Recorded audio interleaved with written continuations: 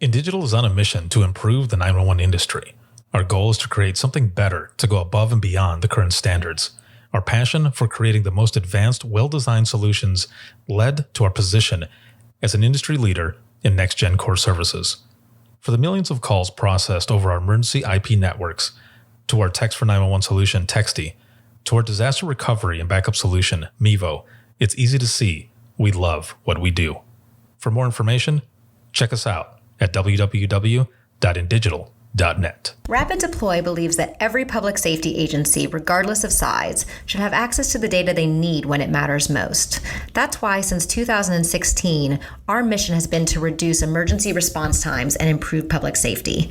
We are the industry's only integrated emergency response platform. Our web-based cloud platform includes analytics, mapping, dispatch, and mobile apps, purpose-built for 911 in the 21st century. Visit www.rapiddeploy.com to learn how we enable effective, efficient, data-driven emergency response. If Within the Trenches has ever taught you something, open your eyes to what it is like to be a 911 dispatcher, or has inspired you to become one, then help support us and join our Patreon. Get exclusive bonus content, one-of-a-kind swag, discounts on merchandise, ad-free early access to new episodes, and much more. To join, please visit patreon.com/WTT podcast. And if you're an industry partner, we have something for you as well. And now, for the show.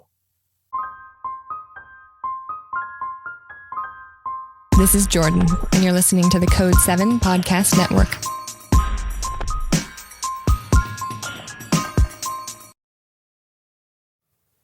Warning. This episode contains the 3 A's of podcasting: adult content, adult language, and awesomeness. You've been warned.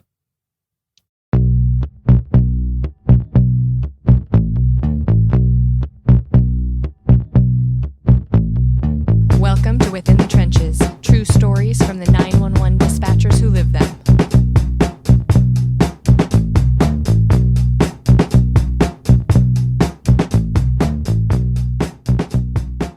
Hey, what's going on? This is Ricardo with the Code 7 Podcast Network, and this is going to be episode 350 of Within the Trenches, true stories from the 911 dispatchers who live them. This episode is sponsored by INdigital as well as Rapid Deploy, but this episode is an INdigital exclusive. And I am excited. I am really excited. Again, thank you to patrons as always for everything. I appreciate everything that you do, and also for all of you who watch and listen and support. Thank you so much. I wouldn't be able to do what I do without all of you. So thank you so very much. We're going to jump right in. Usually I have a story to tell, or I have some other something, whatever. No, we're going to jump right in because, well, you'll see why here in just a moment. So my guest today is Mike, and he is one of the systems infrastructure specialists at INdigital. Hey, what's going on, man? Hey, good. How about you? I am doing all right. Now, for those who are listening and watching, as I said, I'm excited about this because, dude, I've been trying to get you on a frickin' episode forever. And I think we were at one of the buildings. This is when, again, for those who are watching and listening, when I was working with INdigital, this is one of my former coworkers. And I don't remember where you were sitting. I walked by and we were kind of talking and stuff. And I said, I need to get you on an episode because of the stuff that we were talking about. I said, this sounds very interesting. And I remember you saying, it's probably not as interesting as you think. My ass, because we were talking before we started and it was already right off the bat like, okay, I want to go. So welcome, man, and thank you so much. Finally, we're going to do this, and I'm very excited and honored to have you here because you have 200 years worth of experience in public safety now. Seems like it. Definitely seems like it at times. So let's go back. Let's go way back and start with your intro into public safety, because it sounds like you had like a radio at home or something like that. Let's fill us in. Well, I'm going to give away my age because I grew up in the 60s and the 70s. So my dad was in the Air Force, and when he got back from the Air Force, we grew up in a Northeast Indiana, small town, Wolf Lake in Northeast Indiana. So about 300 people maybe. So anyway, when Dad got back from the Air Force, he was approached by other members of the volunteer fire department to be on the fire department, Mhm. which he thought that'd be kind of fun to do. So he joined. Shortly thereafter, my mom joined what was called the Ladies Auxiliary. Their job was to support the firefighters when they're on runs and other things. But in addition to that, there were 3 houses in town that actually were wired up to the fire station, base station radio with a remote radio on their kitchen table. Mhm. And our house was one of those. There were 3 of them in town.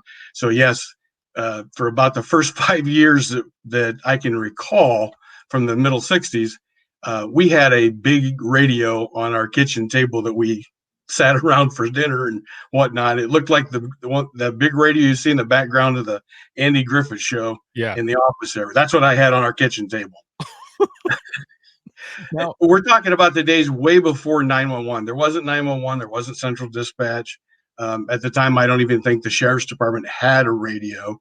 So if the guys were out on a call and they needed help from another department, they would call back, and one of the ladies, my mom or the other 2, mhm. would answer them and then call whoever they needed to call, whether it was the sheriff, whether it was another fire department. So, but that radio was on 24 hours a day, 7 days a week, and it was covered pretty much 24 hours a day. If we were going to go out of town, we'd let the other 2 ladies know we were going to leave in town so that at least somebody was around. And that was kind of like my first intro into dispatch. Period. I think we talked about the way you called the fire department back in the day. Mhm. You had to dial a 7-digit number that would create a conference call, and then all the guys that were on the fire department, their home phones would ring a constant ring. It was their home phones. There was actually about half a dozen businesses in town. So when you dialed the fire department number, you would cause that phone to ring a continuous ring. You knew it was a fire number, and you picked up the phone and found out where the problem was, and responded to the station. And then, of course, the first guy into the station had to hit the siren, because if you weren't around the telephone, there's not pagers. So the Mhm. only way to get a hold of if you were outside was if you heard the siren and you wrote down on the chalkboard where the fire was, and or ambulance call or whatever it was. We actually had an ambulance service too. And so the next guy got to the station, if you were already gone, knew where the fire was, and onward and upward after that. So anyway, Oh man.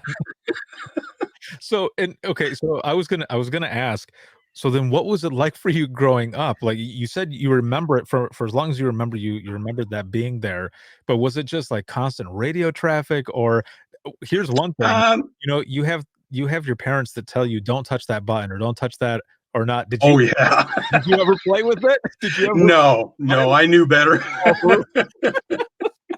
But I paid attention to how they did stuff. So Yeah. later on, when I ended up joining the fire department when I was 16. So the radio stuff was pretty familiar with me. Uh, it was just kind of the natural thing to do. Mhm. Um, I forgot where I was going to go with this. Well, as a Oh, the 16-year-old, radio. Yeah, yeah, the radio would be a little radio. bit noisy at times, Mhm. because there was actually an ambulance service in Chicago on that same frequency who transmitted from the Sears Tower. So it wasn't uncommon on a clear night to suddenly wake up and hear ambulance 42, a man down, blah, blah, blah. But Oh, the radio was left on because if other departments were out, they could actually call right. our department, and somebody would wake up and go answer the radio. And if it was needed for mutual aid or something, then they'd turn around, they'd dial the conference number to wake all the other firemen up and go. I mean, it was, Dang. for its day, it was pretty good. Man. So, okay, let's there's a friend of mine. He's a director out of South Carolina. I believe is Charleston out there. His name is Jim Lake, and he has a similar story growing up where he remember his dad was the chief, and he remembers dispatching as like a kid and and sending people out and stuff. So yeah, this oh man, that Well, and is I've very cool. actually had to dispatch the fire department to my own house when we moved out. Well, my baby sister was born. She was a brittle diabetic, Mhm. So there's 10 years difference between me and her. She passed away a couple years ago, but that's Mm. another story.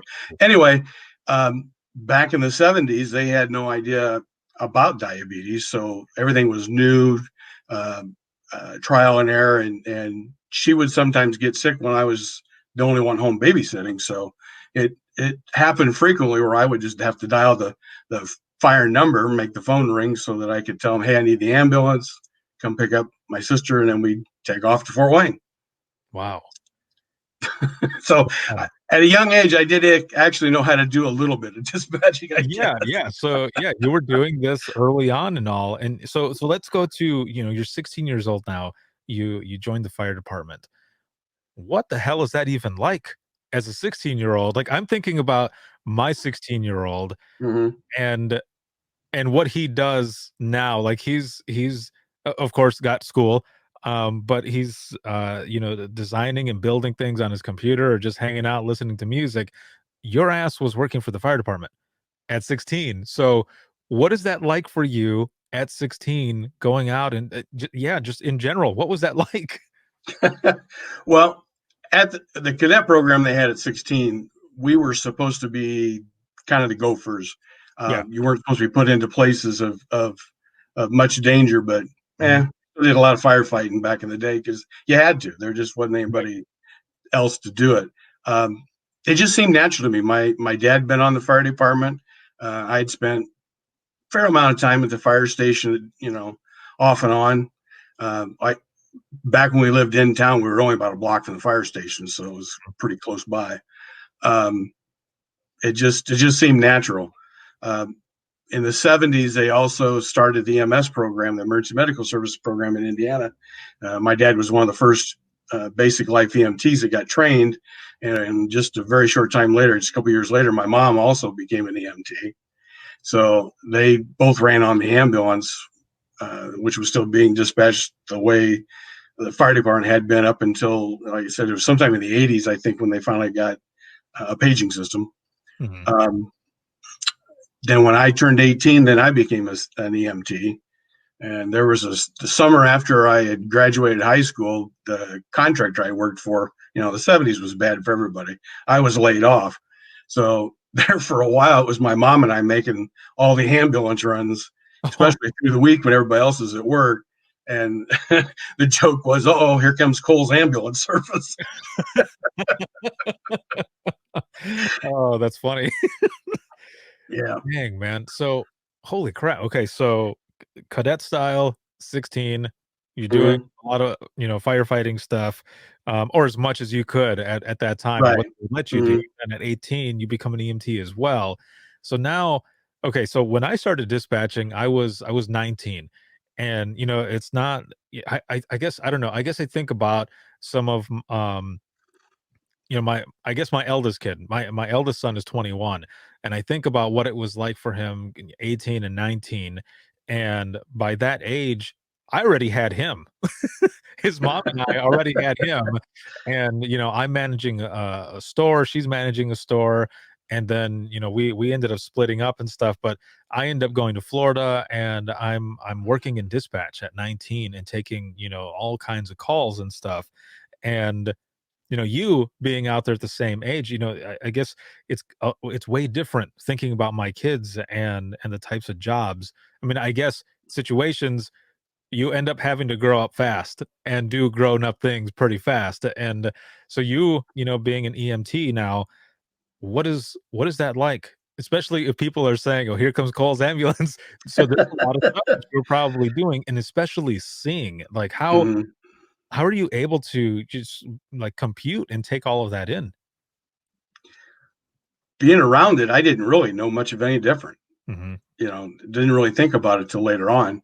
Um, my dad had joined the police reserves in the mid 70s, back before they were actually deputized marshals. They actually had what they called the civil defense police.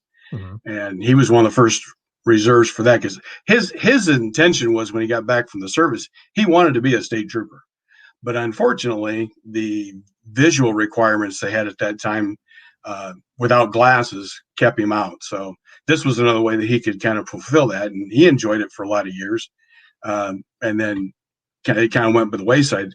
When I turned 18, I actually joined the Alabama Police Reserves because it became the Marshals posse at that time, and that was right after they had lowered the age to be a police officer to 18. And myself and Tom Locke, who happened to be the son of the marshal, he was 19, and we were like some of the youngest police officers in the state. In fact, when Tom went to the academy, he was the youngest person to go through the police academy at Plainfield at the time, because like I said, it had just only been, I think, that year that you could actually become a police officer at 18. Couldn't buy the gun. I couldn't even buy the bullets, but I could carry it. That's pretty funny. That's like the argument that I've heard. I haven't heard in a long time, but there was an argument that I had heard once where, people would say, you can be 18 to give your life for service in the military and everything, Mhm. and be responsible enough to do that, but you can't have a beer until you're 21. So that's funny. It's just, I don't know why it made me think of that, because you saying, you couldn't buy the gun or the bullets, but you could carry it. Exactly. You could be an officer. So then, damn. Okay, so you've been through every discipline of public safety, man. Yeah, overall, I've been on every side of the radio, the phone, to the all. So I think that's helped me a lot Mhm, as I've progressed on through. Um, I married a gal from LaGrange, mhm, and in 1982 we decided to move to LaGrange. So we did move back to her hometown, mhm, and I wanted to be a full time police officer. That was kind of what I thought, or I had thought about being a full time firefighter, but at the time there wasn't a lot of availability for that unless you like wanted to live in Fort Wayne, and I didn't want to live in Fort Wayne. So yeah. um, a job opening came up for the LaGrange County Sheriff's Department in the jail. Now we're back to Mayberry again, because the town of LaGrange is like 2,000 people at this time. Okay. The jail, if you filled the drunk tank, could hold 19 people. The whole jail, Oh man. and they had one jailer. No, I'm not talking about one per shift. There was one jailer, and that was me. Oh, dude. So Dang. after I got the job and I had been through my training on being a jailer, that's when I found out that, well, you're also the backup dispatcher. I go, what? He said, yeah. There were 4 dispatchers, um, the first, second, third shift, and then there was a one that rotated that covered the days off of the other ones. Mhm. So there really wasn't, if somebody went on vacation, there wasn't anybody to cover radio. So I was the one that was supposed to do that. If somebody was sick, had vacation or whatever, and I go, okay. And my first time of sitting radio, and you almost have to know this guy to actually appreciate it. Chief deputy at the time was Herb Bergman, Mhm. big, tall. He had a Southern Florida draw to him because he lived for many years in Florida. But his exact words were to me, pointed to the phone. He said, "That's the phone." Pointed to the radio, says, "That's the radio. Don't F up." And that was my training. Perfect.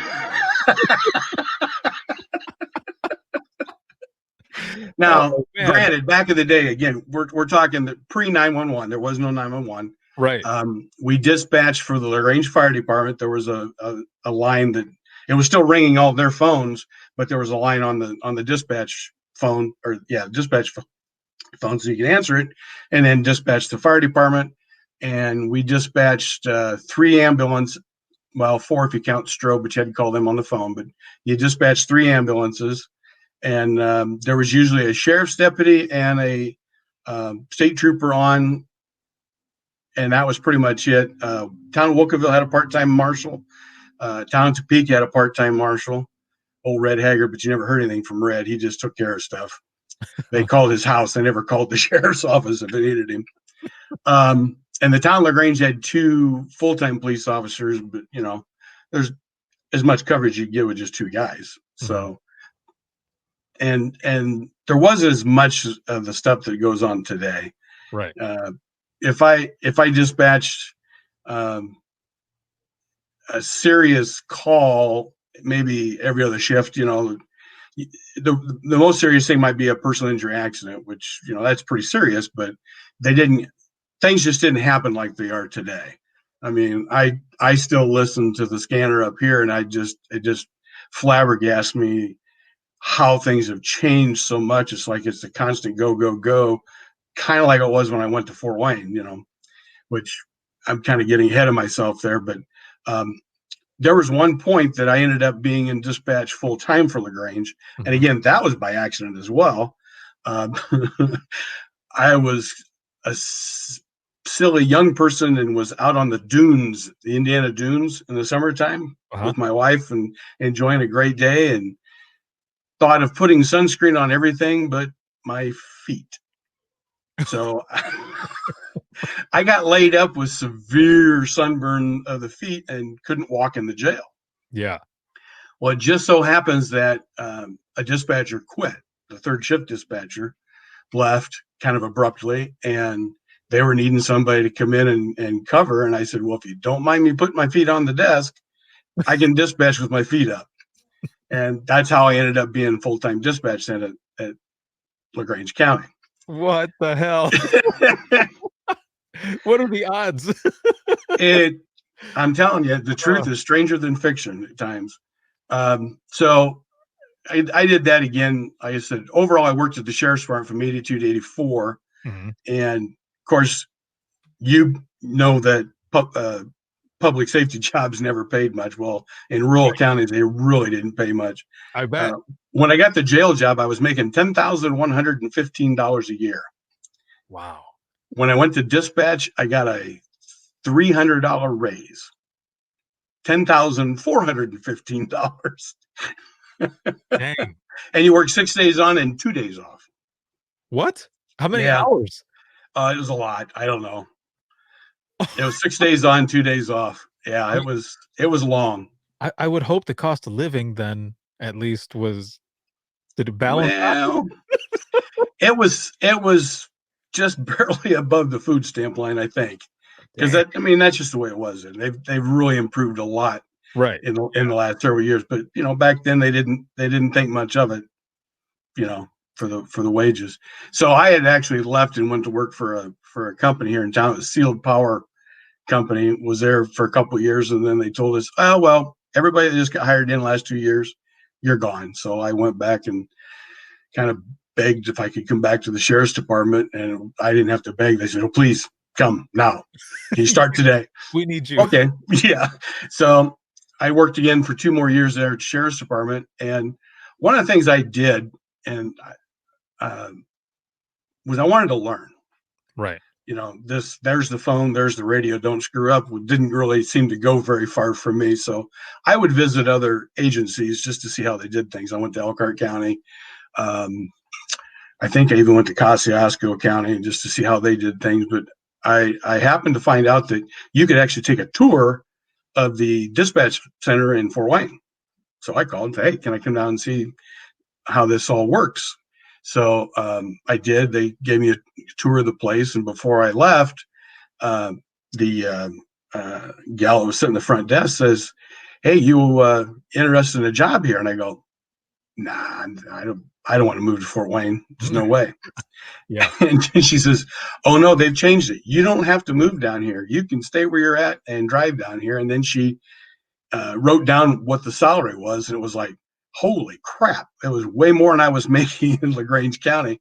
So Right. I said, well, let me think about it. Well, I did apply, and Randy Rapel was actually the director at that time. Mhm. And it was kind of funny because I went in for the interview, and I don't think I ever had an interview. It was like two old public safety guys just talking to each other about fire and EMS A and war story? and yeah, war stories. Yeah. And he says, okay, I'll let you know. And a couple days later, I said, you're hired. Dang. So I worked down there. Now that was a culture shock, and I don't mean it in the way it sounds. Mhm. I told you that in LaGrange there wasn't a lot going on, but when it happened, and it was really hectic. Right. I learned very quickly in Fort Wayne that it was hectic all the time. I Oh, no. didn't realize how hectic it was and how important training, radio discipline, phone discipline, you know, you get first told about it, you go, yeah, we got to do it only because the bosses want you to. Well, there's a big reason behind that. So that when the boring stuff's going on and you're doing it the same way, when the exciting stuff happens or the intense stuff happens, you don't miss a beat. Right. And I think that gets lost today for some folks. I know just listening to my local one up here, I don't know that they appreciate that as much as we learned how to appreciate it when I was dispatching in Fort Wayne. So, and again, just kind of the transition. They had 911 in Fort Wayne, but there was no location information, no phone numbers, no nothing. It was straight line rang, you picked it up, and that's all you had was a voice. So you had to learn how to get the information out of the folks, where stuff was at. There wasn't any computer aided dispatch. There was there was a big map on a rolling drum. There was we call it the running file, that you could take a street address, walk over to it, find that street, pull it out, find the 100 block and flip it up, and it would tell you the fire zone that it was, Yes. and give you the first piece of equipment that's supposed to leave out of that for a fire and what police district it was. And then then for the Back, fire, you're taking yeah, me back. then you had to look all that stuff up. Yeah, yeah, And we had a huge map as well. I mean, we had CAD and we had other things, but we had a map for our ESNs, emergency service numbers, and it would go into whatever cross streets, and mhm, if it didn't do it automatically, or if we wanted to double check, you just go into the map and like follow it until you get mhm, into the one area, and it's like, oh, it's 326, and then you look, and yeah, it would say EMS, fire, what type of response, or whichever who would come. right. So I feel you. I know exactly what you're talking about. Well, like I said, back in the day, we didn't even have the CAD system to compare Mhm. it with. This was all strictly you wrote it down on a card, and you also there wasn't a lot of reference materials. Mhm. You had your own map book, and we had what we call a dumb book, and it was usually a book about that thick Mhm. of all your own information that you've accumulated, numbers to call, divisions, agencies. There was no Uh, Rolodex, right? It no, it because was if your own because Rolodex. right, because if you had one in there, it wouldn't last more than a couple of weeks because it would just get tore up from use. Everybody trying to use it. Plus, if you had multiple things going on at the same time, you know, couldn't all be at the Rolodex at the same time. What about like your records? Because before we went to like a computer type software for our record stuff, we had a thick book that we would flip open and go down like, okay, it's raise records next up for no preference, or for preference, I mean. And then if there's no preference, then we had two different lists that we Mhm. go through and then rotate all of them. Did you have something like that No, with it records? was kind of a fortunate thing because Fort Wayne contracted their towing. Oh, okay.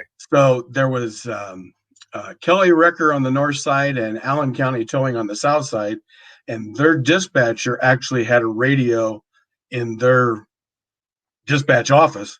So Oh, they were on the police channel with us. So if I needed a tow truck, tow truck one to go, blah blah blah, and they'd say tow truck one clear, and then they'd send the wrecker.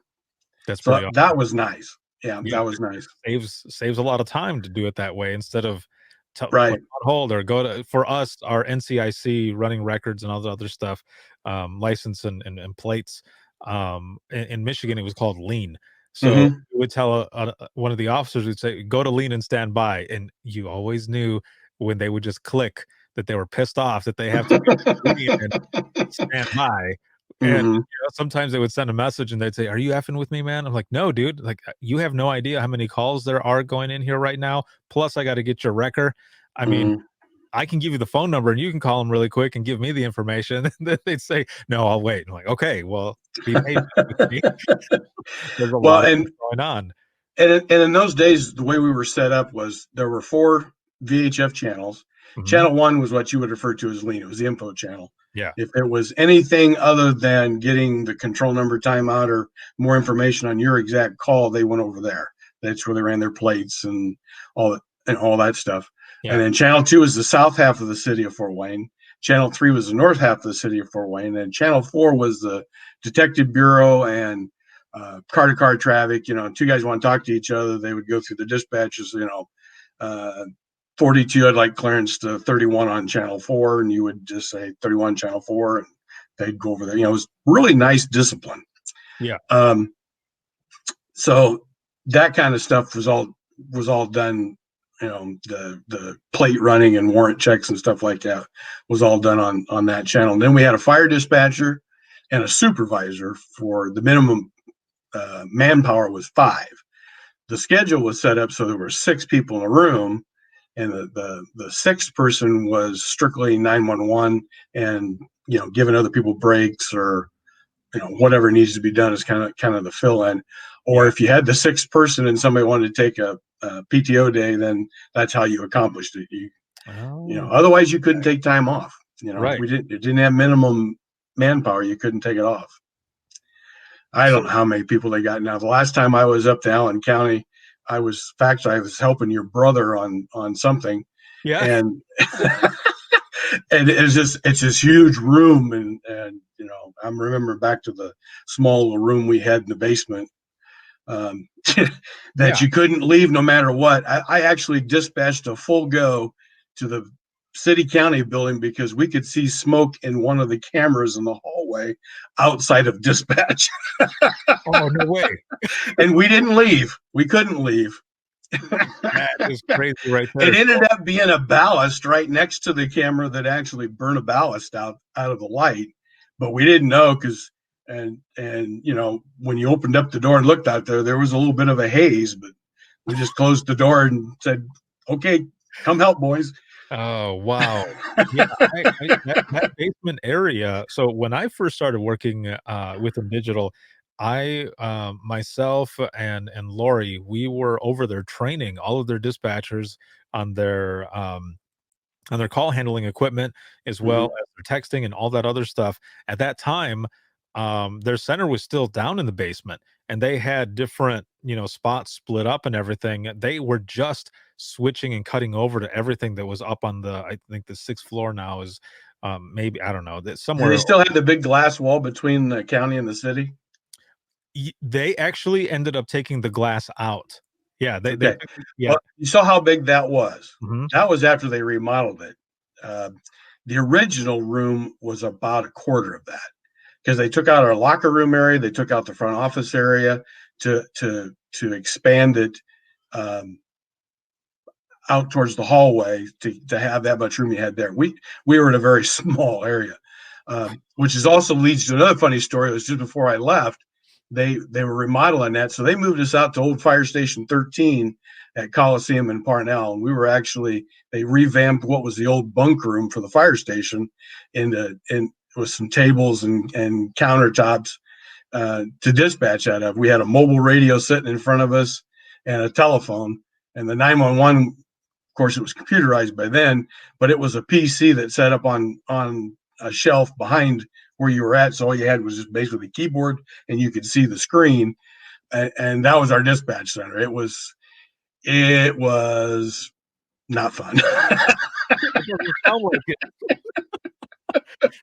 What's crazy is that you talk about how if you were fully staffed for like that shift, there was 6.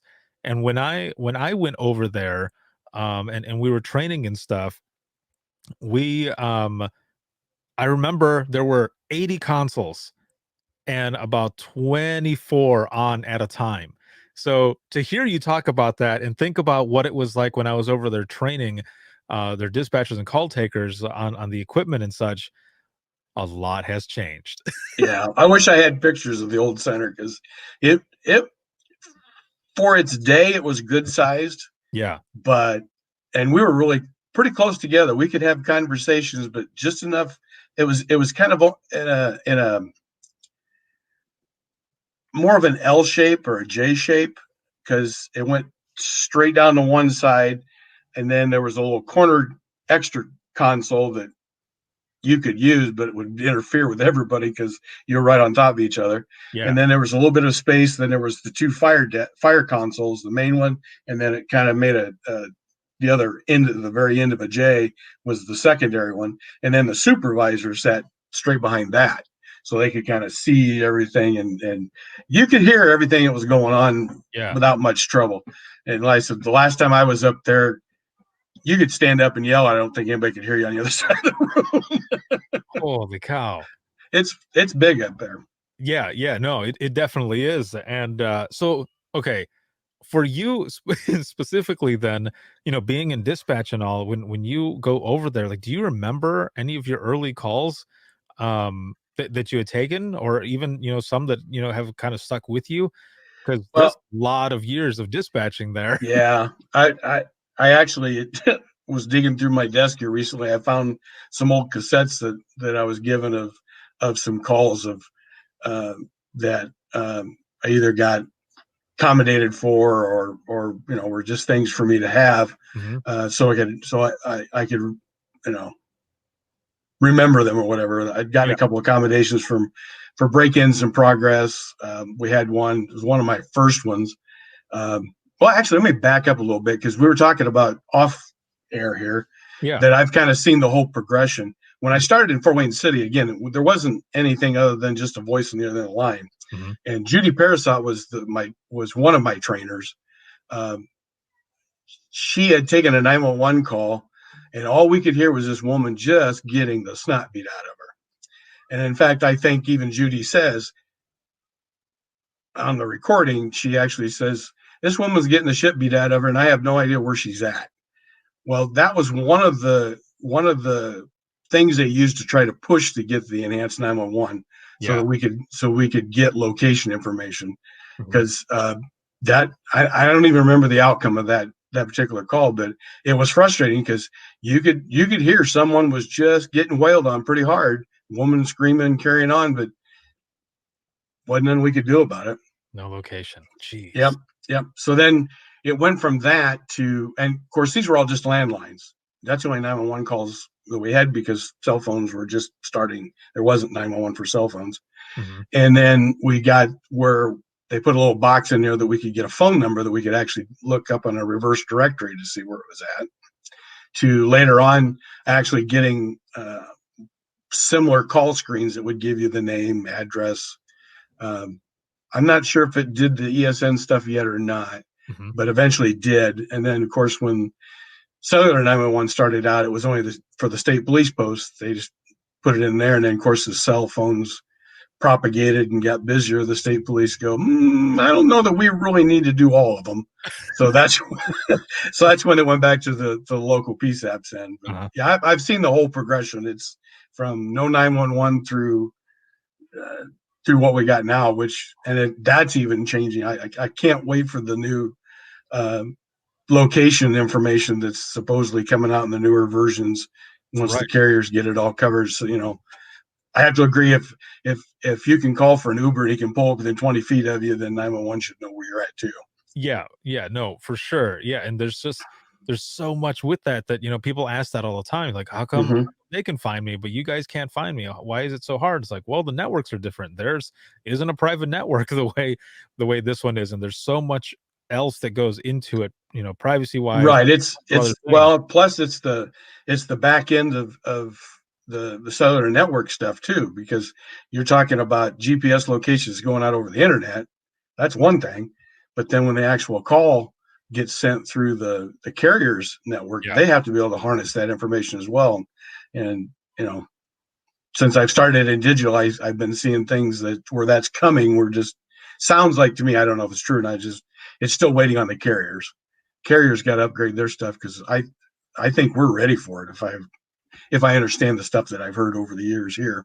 Yeah, and so then I have to ask then, because you've gone through this entire cycle, what what was it like for you, for all of you then? Because I've only heard about this, and when cell phones start coming in, see, my thing was when VoIP was coming in, when VoIP calls were coming in. Mm-hmm. Was that voice over internet protocol? Um, and I won't say the company's names, but a lot of them, we would get phone calls, and people would say, or sometimes you would just hear them screaming, and you've got people heading out to this specific address because it's on the screen, and it would say on their VoIP as the classification of call that was coming in, and then you'd finally get somebody on the line and say, "I just need to verify the address. This is the address that was on the screen," and they say, "No, I moved like months ago. Why is that address still there?" And Hmm. then you get through the call, but then you also have to fit in there, you need to make sure to call your provider because they don't just change it. It's not like with a landline, a legacy landline. It doesn't just change when you switch.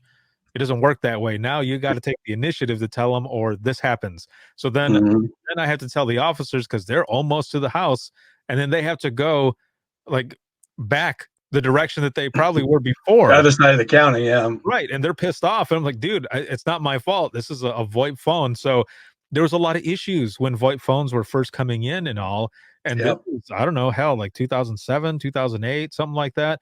But so for you though, with cellular phones that were coming in, I mean, was it basically the same? No location, it's all coming in weird, nothing on the screen? What was it like? Yeah, initially, I believe we could get the tower. I don't Okay, know if I don't. I'm thinking that originally it just came in. Uh, well, it could have been phase zero. Phase zero was nothing. right. Phase one was the tower. And I really don't remember because in the early days, of course, the state police got a lot of those calls, and I know they didn't have any information. And I'm just trying to remember if it was actually phase one. I remember having to use phase one information if they were trying to figure out where this call may have come from, which part of the city, or really didn't do you a whole lot of good.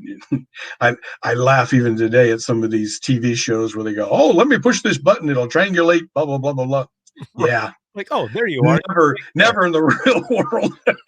No, it's definitely getting a lot better now, and there are some companies that are getting that close. They're Oh doing yeah. pretty good, but not like on TV, and not with those fancy ass maps and all the other programs that they have on there. It's like, oh, does it really look like that? Like, no, Yeah. it's not. I mean, some of them look cool, but it's not that accurate. Like, we're Mhm. know your location, know your surroundings, give me some Yeah. landmarks. Remember, look for cross streets. Always be aware of where you are at. Oh, man. And actually, I'm going to go back to LaGrange County. Uh-huh. That was the way you had to dispatch because nobody had a home address. Everything was rural route 1, rural route 4. Uh, you would have people call in and needing the sheriff's department or a fire department or something that had no idea what the road number was they lived on because we have county road numbers here. Yeah. They've lived on the same one for 30 years, but they don't know what it is because their mailing address is Route 1 LaGrange. So I actually had a woman get mad at me. She goes, "Well, the mail knows how to get to me." And I go, "Well, lady, that's a miracle within itself.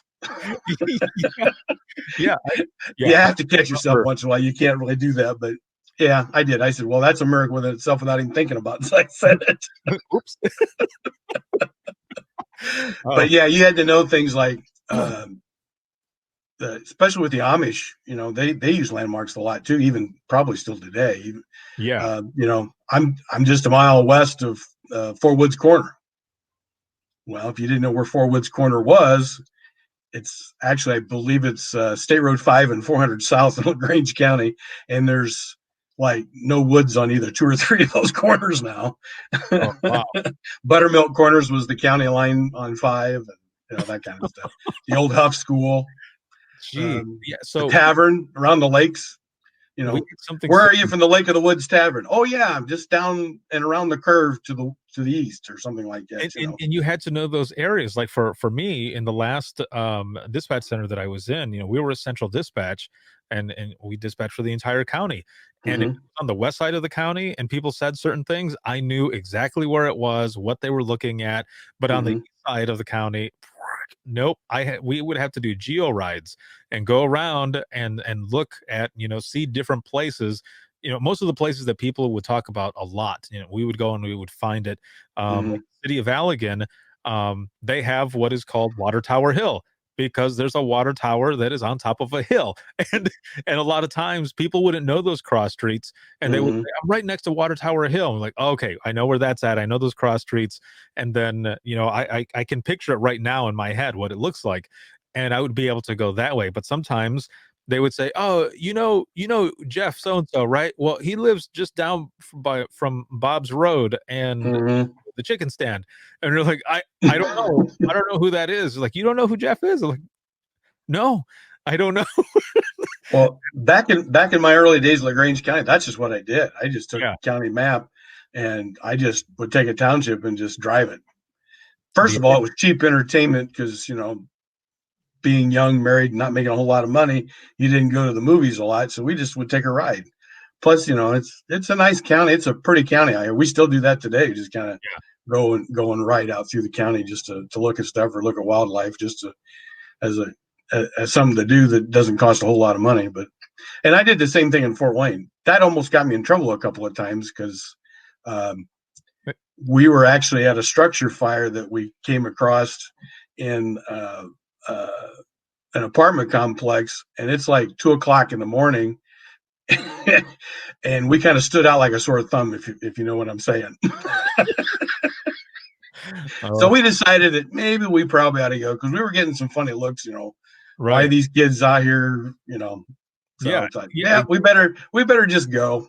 I I did learn where that was at once I found it. So Well, and so kind of not exactly like that, but kind of like that. There's an area in Allegan, and the rest of this lady's soul, she's passed away now, and again, this was years ago, but she would call a lot, and she was always upset about something that was going on, and there was something that was going on between her and the city or the township, something like that, and she ended up she ended up painting like this note, like an upset note to, I can't remember if it was to law enforcement or if it was the city council or township council, something like that. And I remember people telling me about it, and they said, "You guys need to do something. Like, what do you want us to do?"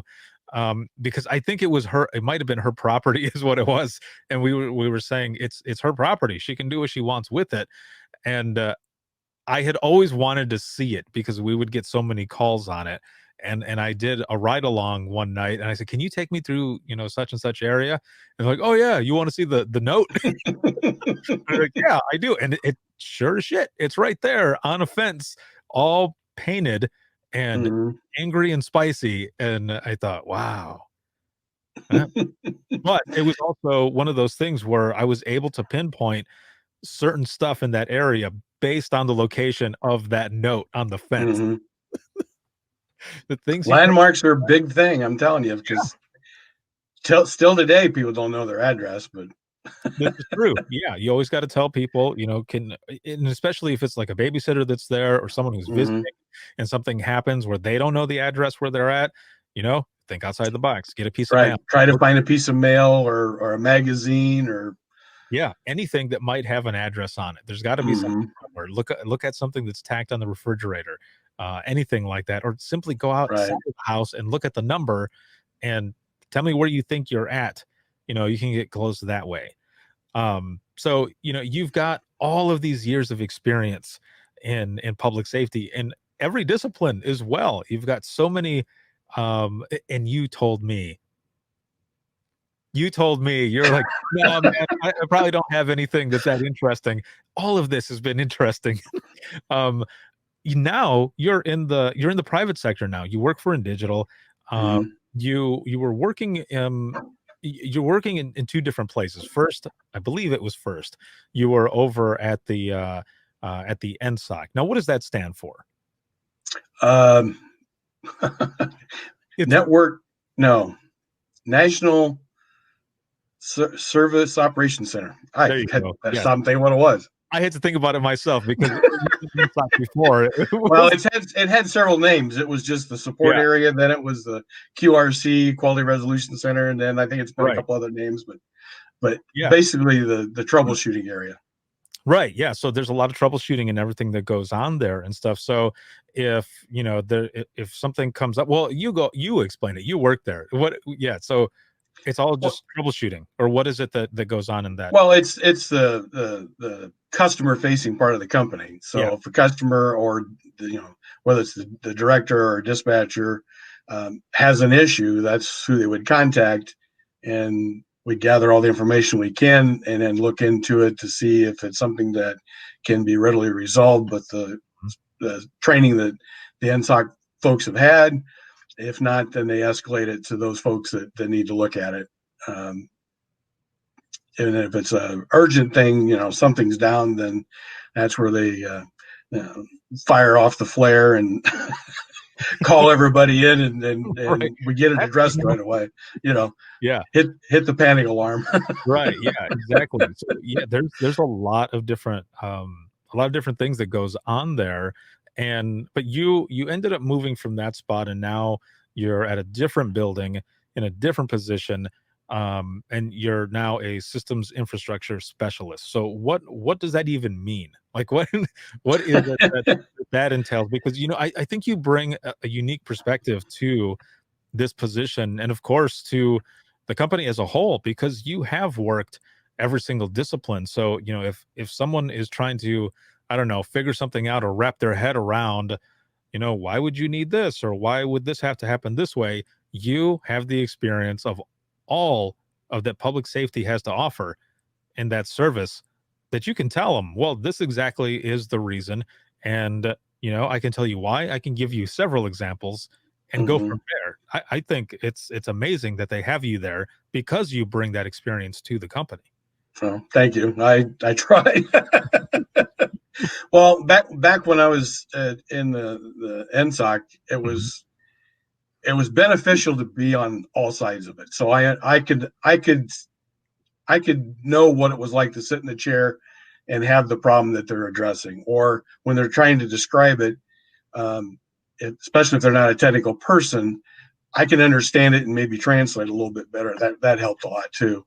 Um, Going into this area now, um, it's important to the fact that everything we do is involving computers and servers and networks, and you know when you dial the 911 on your phone, there is so many computers and networks that everything has to align just perfectly to get that call delivered in milliseconds to the Right. PSAP. So um, it makes me feel good to be part of that, because um, I retired from the fire department about 3 years ago, and so I don't really have a toe in the public safety anymore. Well, this still keeps a little bit of that input in public safety that kind of drives me. It's just something I've always had to do my entire life. I couldn't see never being completely disconnected from it. So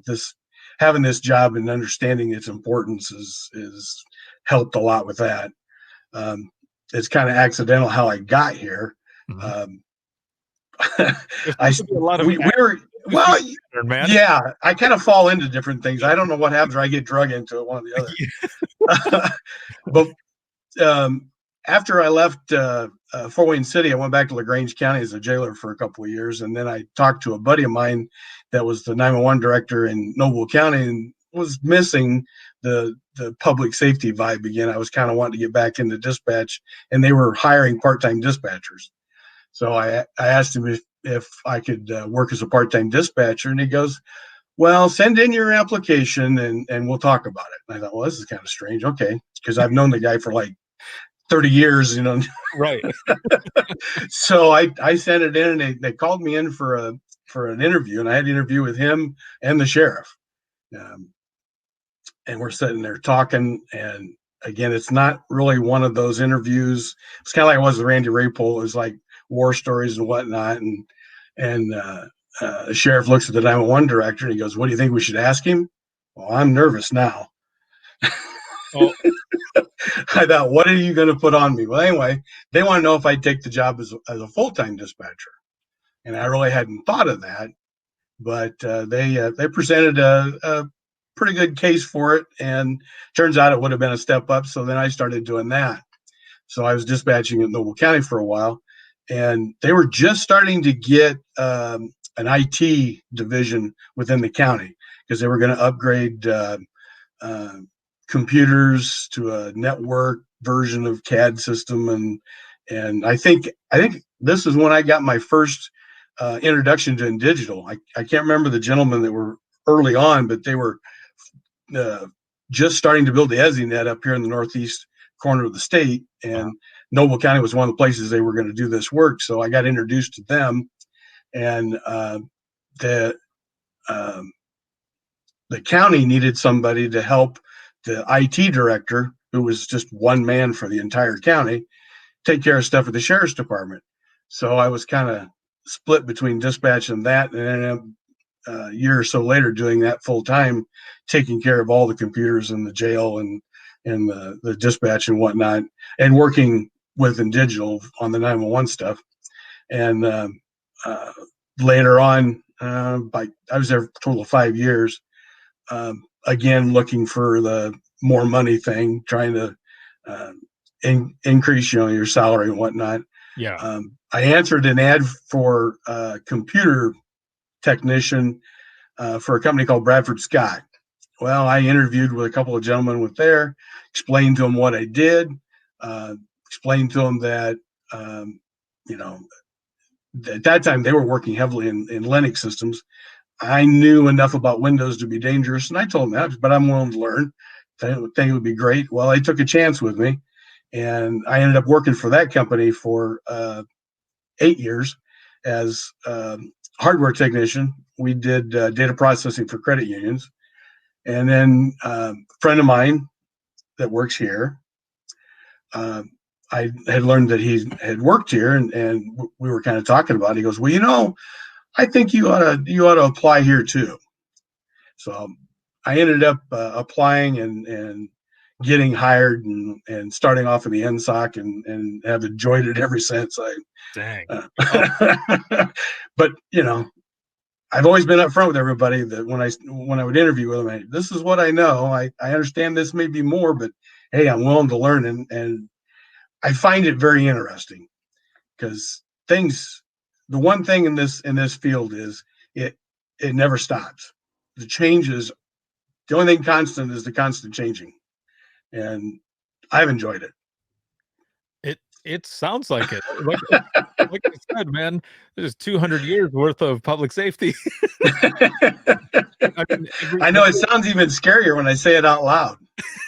every discipline of public safety, and also now on the private side, and doing things, doing a lot of troubleshooting and all for networks, and getting, making sure that these calls are going to where they're going. Like, you're assisting in all of that process, and like we were talking about in the beginning, before we started recording, you know, people don't know about the back end. Even those who are answering those calls, dispatchers and call takers, a lot of them don't know.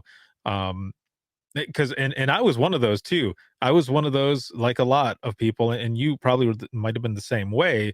But my thought process was, I don't care how it works. I just want it to work. I want it Mm-hmm. to work so that I can do my job and get people the help they need, and to get my folks out there, all that stuff. But then when switching over and working for INdigital for all those years and learning all of that back end stuff and thinking, wow, like, there's way more to this. It's not just dial It, it's 911. almost That's it's it. almost awesome. It's hard to imagine that it doesn't seem like it ought to work. There's so Yeah, many moving parts, there but is. it's flawless. It's just great. Yeah, there was a oh man. So there's a session. Thinking about it now, it makes me laugh. Okay, so um Mark Grady, the president of INdigital, um, he was supposed to do a session on how a phone call works from the beginning to the end. And there's actually, well, from the beginning, the caller to dispatch and how it gets there, and the moving parts, like the main pieces that go together. And there's a little skit in it. It's an hour-long session. There's a little skit in there where people are holding different signs on the different pieces for that specific call. And it's supposed to be kind of a funny thing because, those who are acting in it, you're standing in front of the set of the class they're doing the session, and sometimes they'll forget who they are, and they'll kind of mess up, and that's kind of how it happens. If a call messes up, Hmm. one of those parts is might not be working. So, um So it's funny to do it that way. Well, he had to fly out for an emergency meeting, and I was there doing the podcast and doing other sessions, and he says, "I need you to do this session for me." And I said, "Oh, okay." I said, "When is it supposed to happen?" And he goes, "In an hour." And I said, "What?" I said, "Are you serious?" And he goes, "Yeah, you'll be fine. There's notes and you know how this stuff works. You'll be fine." And I said, "Mark, in an hour." And he goes, "You'll be fine." I put myself in the corner by the bathrooms, and I had all of the different cards, and I'm looking at them, and I'm reading the skit, and I'm looking at them, and man, I went through the whole thing. It ended up being awesome. It was so much fun to do, but that alone, that is part of what people don't understand is those missing pieces and how it Mhm. moves all over the place. When you call 911, it it's like that. So somebody picks up and you hear somebody. But on the back end, like we were saying, there's so many working parts. I might have to do that session on either an episode or a dispatcher's roundtable broadcast to show people because there's a lot there as well. Well, yes, and it's not a straight line either. There's okay, if this happens, then you do this. If this doesn't happen, then you do that, and it it goes through a lot of steps just from the moment you pick up the cell phone and dial.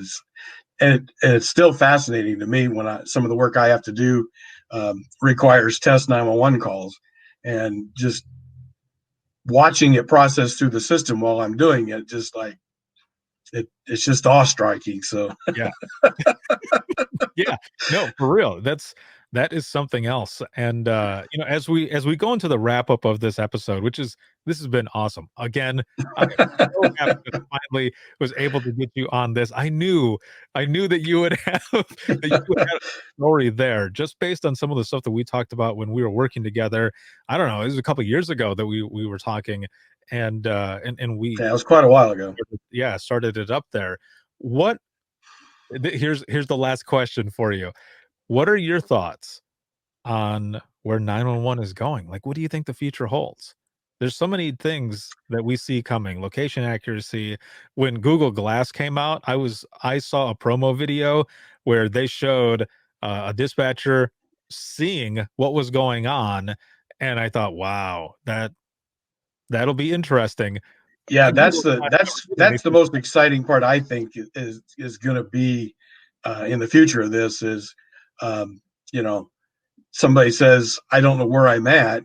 Mhm. Well, take your phone and let's just slowly do a 360 so I can see where you're at. Or uh, trying to determine whether someone's, if an accident is really serious or not. Well, can Mhm. I see that?